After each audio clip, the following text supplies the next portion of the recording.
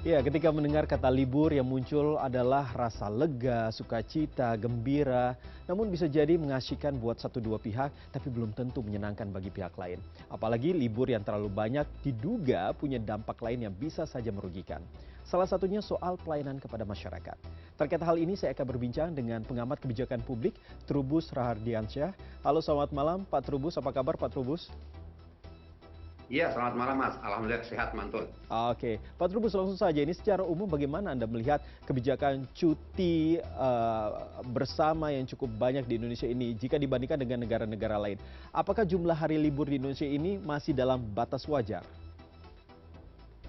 Saya kira ini sudah terlalu berlebihan ya dalam hal ini karena liburnya terlalu banyak. Dalam arti bahwa sebenarnya libur cuti bersama itu menjadi hak pegawai gitu. Artinya menjadi hak karyawan sehingga dalam hal ini tidak semua momen gitu ya, semua momen. Dan kalau tingkat swasta misalnya itu tergantung perusahaan atau perusahaannya yang penting sudah menyediakan cuti bersama, kalau mau diambil atau tidak ya terserah terserah pegawai gitu loh Mas. Jadi bukan perusahaan yang membutuhkan gitu kalau saya. Nah, yang kedua ini memang terkesan menjadi ada pihak yang diuntungkan, tentu yang beruntung hanya sekelompok aja, dalam arti tentu pegawai ASN dan pegawai ini BUMN sepintas seperti itu.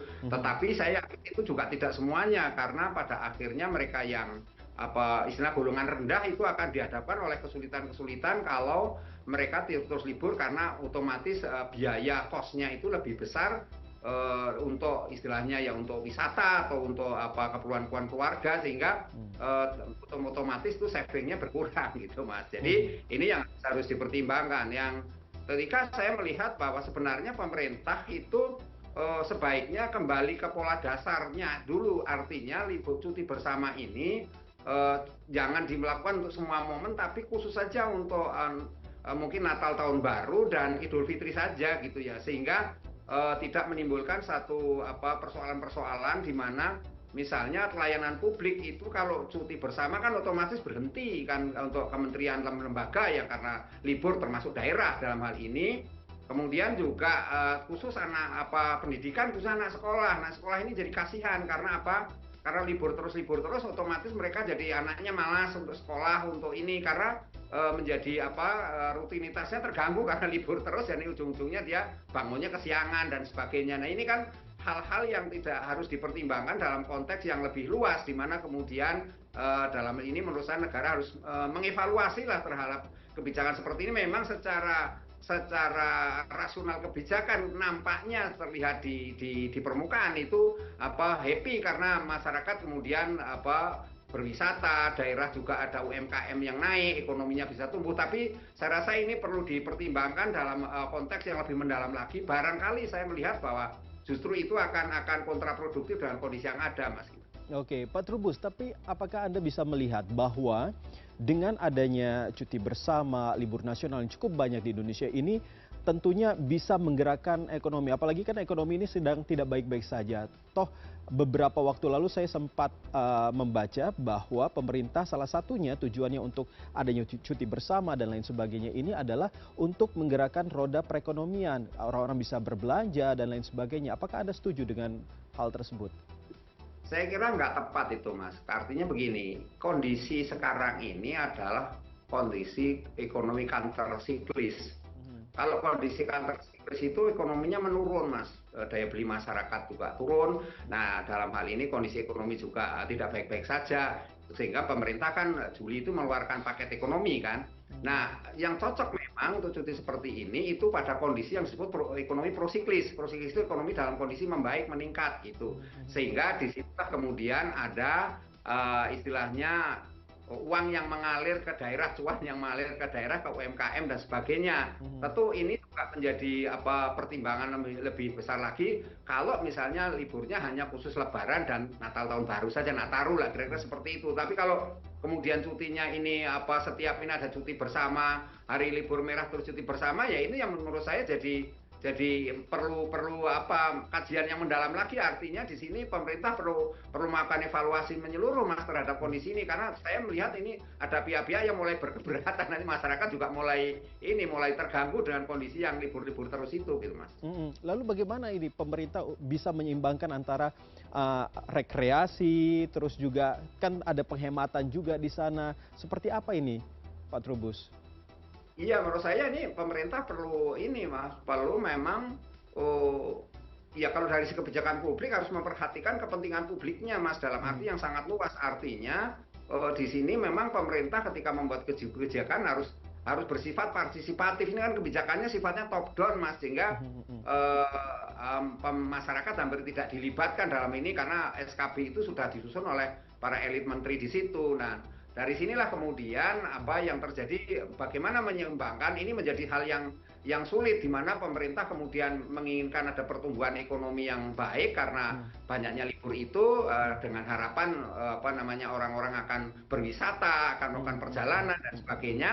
Tetapi dari sisi masyarakat yang mulai tidak mampu atau yang istilah pegawai rendahan ini akan dihadapkan oleh kesulitan yang nyata kemudian, karena anak-anaknya tidak sekolah, kemudian ujung-ujungnya kan mau nggak mau harus liburan keluarga. Nah, liburan keluarga ini mau tidak mau harus mengeluarkan kos yang lebih besar lagi. Kalau ada, maka gajinya akan menipis Mas, tabungannya menipis dan gajinya mulai tidak mencukupi lagi kalau liburnya terlalu banyak. Jadi ya, malah ini saya kira memang kembali kepada individu masing-masing, tetapi saya kira sebagai sebuah kebijakan ini perlu melakukan satu evaluasi menyeluruh, sehingga dalam hal ini pemerintah tidak terburu-buru, karena itu mengenai cuti bersama khususnya swasta itu ada di tangan pegawai atau karyawan sendiri Mas, bukan pada ranahnya perusahaan ataupun ranahnya pada pemerintah itu sendiri gitu Mas. Oke, tapi Pak Trubus bisa melihat lagi dampak lainnya seperti apa, terutama terkait dengan pelayanan publik. Kan kita tahu bersama bahwa kalau misalnya ada cuti bersama, otomatis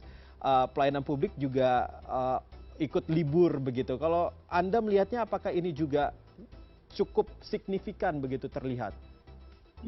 Iya, sebenarnya cukup signifikan Mas, karena kan harinya itu kebetulan kalau cuti bersama kan hari yang sebenarnya hari kerja kan itu, karena kecuali kalau harinya misalnya Jumat Sabtu mungkin orang nggak terlalu membutuhkan layanan publik yang optimal ya. Tetapi kalau harinya misal di luar ini Senin sampai Kamis itu kan hari-hari di mana kemudian masyarakat dihadapkan oleh kebutuhan-kebutuhan yang terkait dengan pelayanan publik itu sendiri yang cukup meningkat gitu. Nah, kalau kemudian itu libur, otomatis apalagi di Indonesia ini kan layanan publik dalam konteks pemerintahan lebih dikuasai oleh oleh kementerian, lembaga dan daerah kan, oleh birokrasi, sehingga dalam hal ini dihadapkan publik akhirnya harus menunggu, harus bersabar, harus menunggu besoknya lagi. Nah, otomatis ini kan menurut saya ada pemikiran pura, apakah ini malah berdampak kepada international trust, terutama khususnya investasi, karena kemudian kita lihat tadi datanya Indonesia jadi negara yang paling banyak libur dibanding negara-negara yang ada di